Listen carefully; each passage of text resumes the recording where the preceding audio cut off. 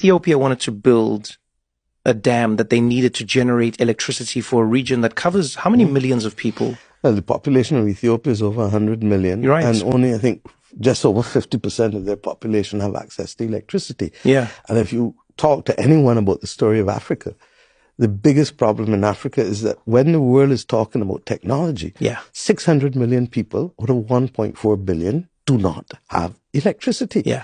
And the World Bank is committed to doing 300 million, and I thank Ajay for that. But what's happening to the other 300 million? Mm-hmm. The world has more than enough money to finance it. And the fact that they're using a dam means that they're using renewable energy that is not becoming a drag on the planet as well. But how they funded it was fascinating. That's the story of resilience. I mean, that's the most fascinating story. They asked for a loan from the International Bank.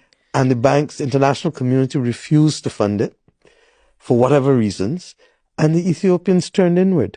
And between the central bank and the banks in Ethiopia and the ordinary citizens. It's a mind-blowing story. Buying bonds, citizens giving donations.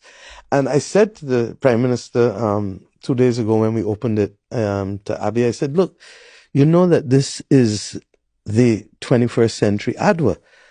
And for those who don't know about Adwa is the battle where Ethiopia beat Italy in 1896. Nobody believed it would have happened.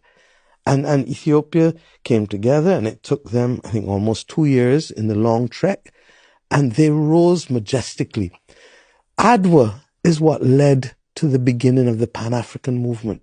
The New York Times, when you go to the museum in Addis Ababa that commemorates Adwa, you see the New York Times articles showing that this little African country, that's their mind, oh mind, is much bigger than Italy, beat the great Italians.